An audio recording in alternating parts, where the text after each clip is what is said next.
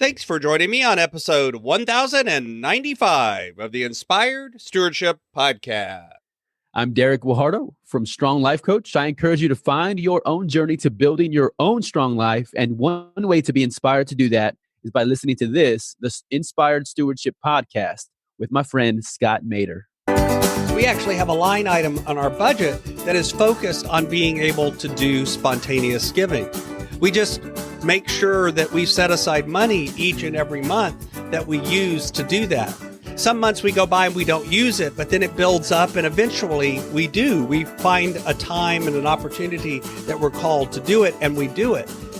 Welcome and thank you for joining us on the Inspired Stewardship Podcast.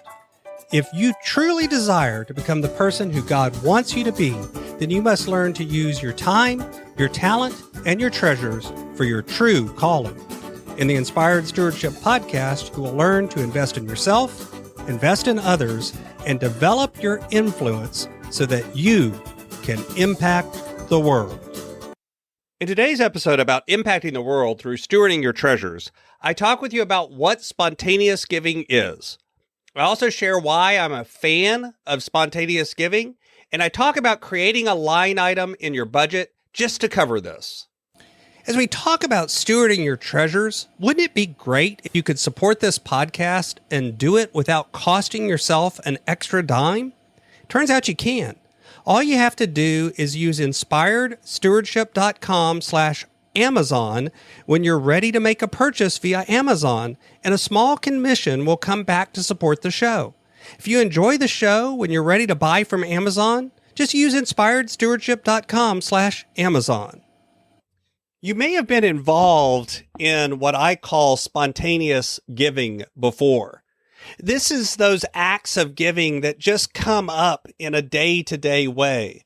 This is the opportunity to leave a waiter or waitress a bigger tip than normal. This is the opportunity to pay for the Starbucks in the line of the person behind you, or leave an extra tip for the barista, or both. This is the opportunity to step forward and buy the groceries of that person who's in line behind you or in front of you. It's about buying dinner for the police officer, or the fireman, or the military people that you see out. It's about finding ways to give when you're called to give, just because it's on your heart to do it. And there's millions of ways that you can do this. I'm a huge fan of spontaneous giving. This is something my wife and I have done for a long time. My wife is really good because she has a heart for military and first responders. She often buys the meals of military and first responders that she sees out when they're dining, and she tries to do it in an anonymous way. There's other ways that we've done this in our life, and we're a big fan of this idea. In fact, we're such a fan of it that what we've done is we actually have a line item on our budget that is focused on being able to do spontaneous giving. We just make sure that we set aside money each and every month that we use to do that. Some months we go by and we don't use it, but then it builds up and eventually we do. We find a time and an opportunity that we're called to do it, and we do it. And we don't have to think about it because we've actually set the money aside already. And so it's not harming any of our other goals or other giving or other things that we're doing. It's something that we've made front and center and important to our life.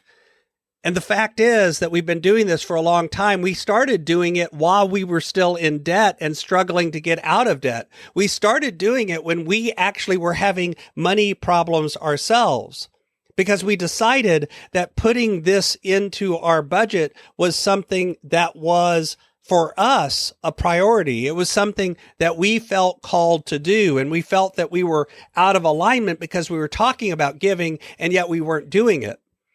Now, this is money that we do above other giving. We have a regular tithe that we do because that's something in our belief structure. We have other giving that we do as well, but this is above that. This is something that we do just to spontaneously bless people that we just happen to run across. They're just put into our path. For example, we were traveling for Thanksgiving one time and we stopped at a Denny's, and the people that are waiting tables at a restaurant on Thanksgiving Day are working there because they need the money. And my wife is very empathic, and she figured out that the waitress was frazzled. And so she stopped her and she asked her what was going on. And she told us the story about how she was driving into work that morning and her van blew up and it was stuck on the side of the road and she wasn't sure how she was going to fix it. But she was there working because she'd managed to get to work and she was still thinking about her van. And she apologized to us. We actually had travel money that we had in cash, and we ended up leaving a very significant tip for this waitress. Now, I have no idea if it was enough money to fix her van or not, but I guarantee you it was money that she could use in that way. And I don't know what she did or didn't do with the money. None of that matters. It was just that we felt called on our heart to go ahead and bless her in that way. And we never would have done that before. This was something that we started doing because we wanted those opportunities not to be called out. And by the way, we left the tip and got out of the restaurant before she probably even found the money. So we made sure that it wasn't something we did to get thanks or praise. That wasn't our motivation. It was just an opportunity to bless her. And when we got to where we needed to go, we went to the bank and got some more money out and finished our own trip with extra money that we had. And we used that to do that. That event is what made us begin to say, hey, we just need to plan this in our budget. We are going to be faced with opportunities like this, and we want to be able to bless other people. So we just need to make sure that we've set aside money to do it. And we began to do that from that day forward.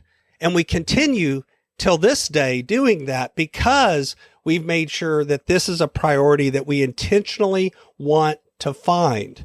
And this is something that we're now looking for. It opened our eyes to the fact that we have the opportunity to bless others in this way. And now we see those opportunities when they come up instead of being blind to them.